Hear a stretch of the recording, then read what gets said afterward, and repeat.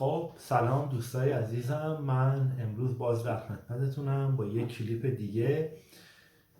میخواستم امروز در مورد آدمهای خودخواه براتون صحبت کنم، چون توی کانال اینستاگرامی درسایی از زندگی چند تا دوستان سوال کرده بودن که بعضی از آدم‌ها خودخواهن، همیشه از آدم طلبکارن، نحوه برخورد با اینها چجوریه از دید روانشناسی؟ خب افراد خودخواه یک جمله کلی هستش، یعنی اینکه شما میتونید به هر کسی بگین خودخواه، از دید شما یه نفر خودخواه باشه، از دید من اون آدم خودخواه نباشه و توقعاتش خیلی معقول باشه. اما به طور کلی خب یک سری آدم ها خودخواه هستند و خودخواهی یک صفتیه که اینجوری غالبا تعریف میشه که آدمی که انتظارات بیجا و بیمورد از افراد دیگه، از اجتماع، از دنیا، از زندگی داره. خب حالا اگر یک نفری تقاضای نامشروع و زیاده خواه تقاضای نامشروع شما داره، نحوه برخورد باهاش چجوریه؟ این برمیگرده به این که ما اول ببینیم که این شخصیتش چجوریه. آیا دارای اختلالات شخصیتی هست که من تو ویدیوها مفصل راجعش صحبت کردم یا نه؟ یکی از شخصیت هایی که خیلی خودخواهه و با مردم رفتار بسیار بدی داره و از همه میخواد فقط سوء استفاده بکنه در جهت منافع خودش و همه چیز تو این دنیا برای خودش، وجود خودش، منافع خودش میخواد و هیچ اهمیتی برای شما، برای منافع شما قائل نیستش، افرادی هستن که شخصیت ضد اجتماعی دارن، یا آنتی سوشیال یا به قول معروف سایکوپت هستن.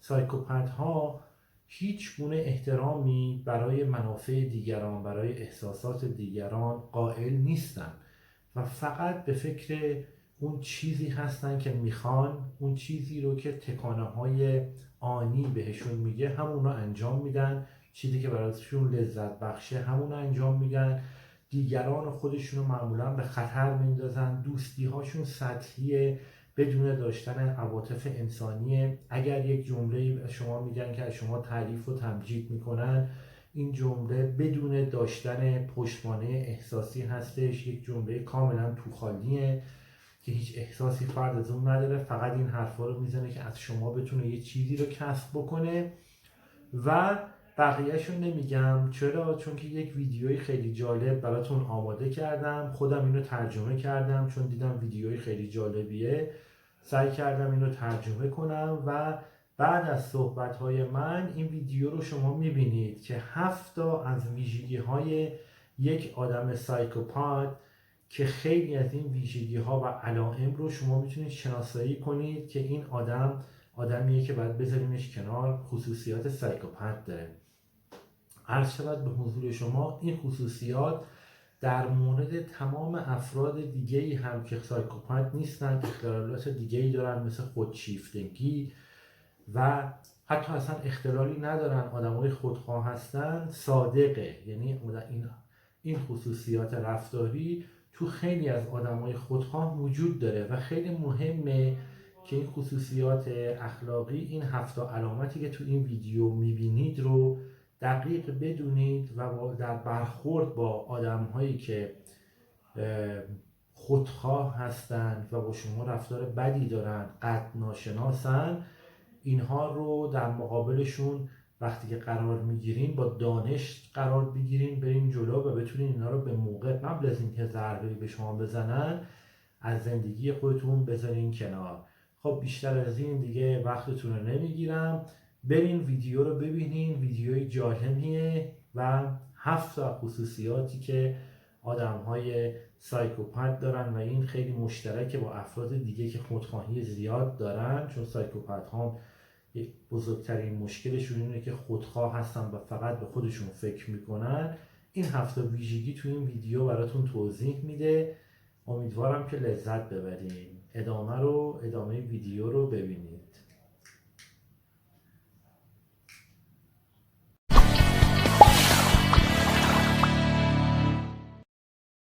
Hey everyone, and welcome to Top Think. Today, we're going to learn about 7 signs you're dealing with a psychopath. Now, let's begin. Psychopath is a widely used yet frequently misunderstood title. Many people throw it around like an insult. You might call someone who does anything out of the ordinary a psychopath, but they aren't really. Or maybe you look toward history's most famous mass murderers. While many of these criminals were psychopaths, the real definition is a lot broader. Psychopathy can take a number of different shapes and can even disguise itself as other mental disorders. There's still quite a bit of debate in the scientific community about how exactly to define a psychopath, but psychologists have agreed upon a loose description. Psychopaths struggle to feel empathy or remorse. They often form deep emotional attachments to certain people or ideas, which leads to reckless and dangerous behavior. This unique personality disorder usually stems from a person's genes. In other words, they're born with psychopathic tendencies. From a young age, their brain just isn't wired the same way that yours is. This is where most people misunderstand this disorder. Being a psychopath doesn't make you violent or irrational. It doesn't automatically mean you're a terrible human being.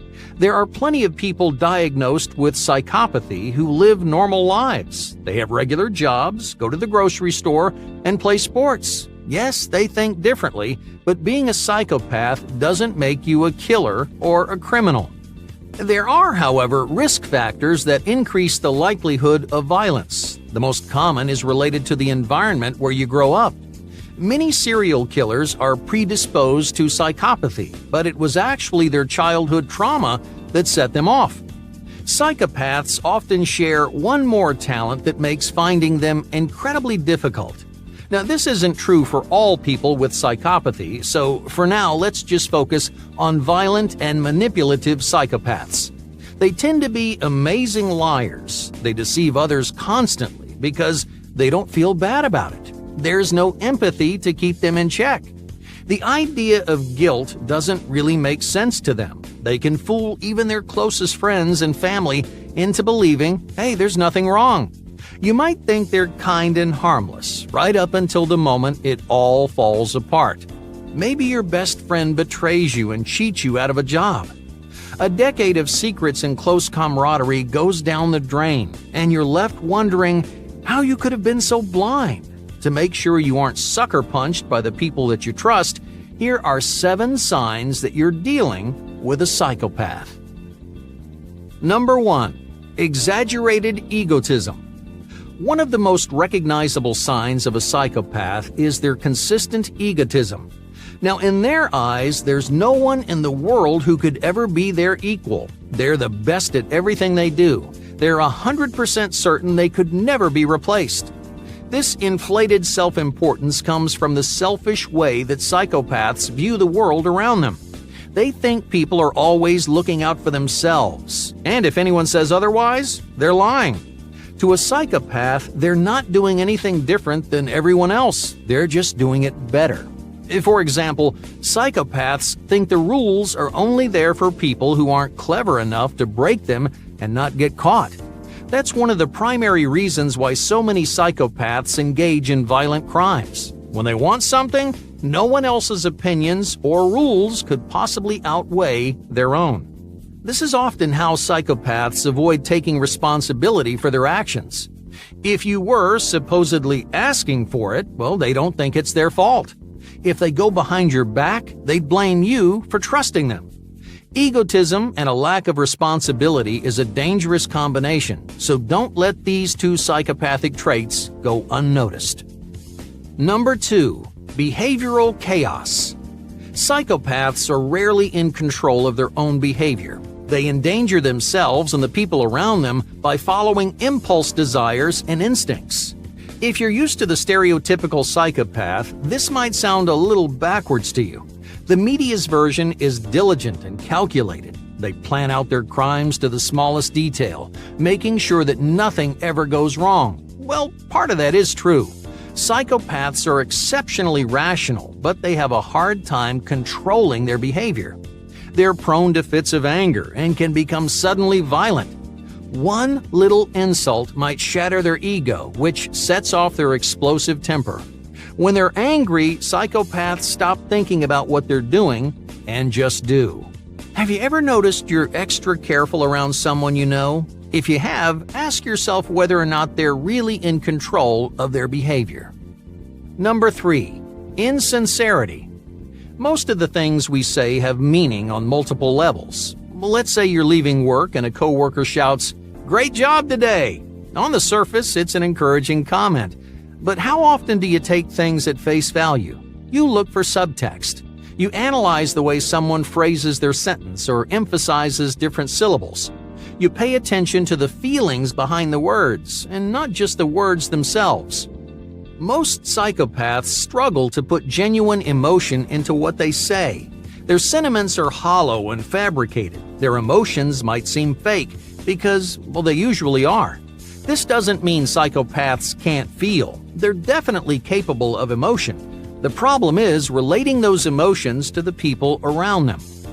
Imagine a psychopath says something sympathetic like, "There are plenty of fish in the sea." Well, it seems like they're trying to lift your spirits, right? In reality, a psychopath would only say something like this if they have something to gain from you. They're imitating sympathy to motivate you to give them what they want. So even if their words sound the same, the emotional connection just isn't there. So where does this come from? A group of researchers found that people diagnosed with psychopathy also miss out on metaphors and abstract ideas. So if there's a deeper emotional meaning behind something, it will probably fly right over their heads. It's not because they're stupid. In fact, many psychopaths are incredibly intelligent. They simply specialize in logic and reason. They are adept at manipulating concrete ideas, but they get hazy when things dip below the surface. It turns out psychologists have actually seen this difference in action. In the 1990s, researchers measured the brain responses of two groups of people, one with psychopathy and one without. Both groups were shown a list of different kinds of words. Some were supposed to provoke an emotional response, while others were completely neutral. Sure enough, the non-psychopathic group reacted to the emotional words more than the neutral ones. Now, on the other hand, the group with psychopathy showed no difference in brain activity. This study concluded that psychopaths' insincerity comes from this difference in neural responses. They won't grasp or relate to or care about their deeper meaning because their brain just doesn't work that way. Number 4. Parasitic lifestyle. Psychopaths have no problem mooching off the people around them. Like lice or tapeworms, psychopaths often live a parasitic lifestyle. They'll latch on to you and never let go. They'll casually steal your money and use your property without feeling the slightest bit bad about it. They do this because psychopaths don't respect anyone but themselves. To them, their time and energy is significantly more valuable than yours. They don't mind wasting your resources as long as it saves them some trouble. So if you're in a parasitic situation, don't expect a psychopath to leave willingly. You have to take the initiative and cut them out of your life. Otherwise, they'll bleed you dry. Number 5. Disgust threshold. Have you ever wondered how those famous psychopaths could stomach their crimes? Well, most people can't even look at pictures of them. You might be repulsed by the smell of blood, or maybe you feel like throwing up when you watch someone else get hurt. That's how most people react, but psychopaths aren't like most people. On average, their threshold for disgust is significantly higher. In other words, gruesome images and foul smells, well, they don't really freak them out. Something horrifying or heartbreaking for you might not affect a psychopath at all. Psychologists attribute this tolerance to their lack of emotional investment in others. So if someone genuinely doesn't care what happens to other people, they may not be as sensitive to the sights and sounds of suffering. Number 6. Facial attention. If you think someone has psychopathic tendencies, pay attention to the way they look at you. Say you're tearing up about something terrible they said. As you tell them how you're feeling, watch their eyes. Are they looking right back into yours, or are they more interested in staring at your mouth? A study from 2015 found that psychopaths focus on different areas of emotional faces. When someone is being vulnerable, most people automatically make eye contact. But someone with psychopathy would spend more time looking at their mouth. Why? Well, because your mouth gives as much or more information but lacks the same personal intimacy. Psychopaths will subtly disconnect by recognizing your expressions without the emotional bond of actual eye contact. Number 7. Missing distress. Further research into facial attention revealed another interesting weakness about most psychopaths. They're decent at detecting everything from happiness to anger, but there's one emotion that psychopaths rarely notice: distress. According to a 2018 study, psychopaths can't tell when someone is really upset or just faking it. They're significantly less likely to notice if someone is experiencing emotional distress rather than physical. Since they can't process distressed expressions, psychopaths rarely do anything to help. But even if they could tell the difference, researchers came up with another explanation. The same study showed that psychopaths don't really care if someone is actually distressed. In most cases, the psychopath wouldn't help them either way. So if someone you know ignores you whenever you're upset, either they can't tell or they just don't care.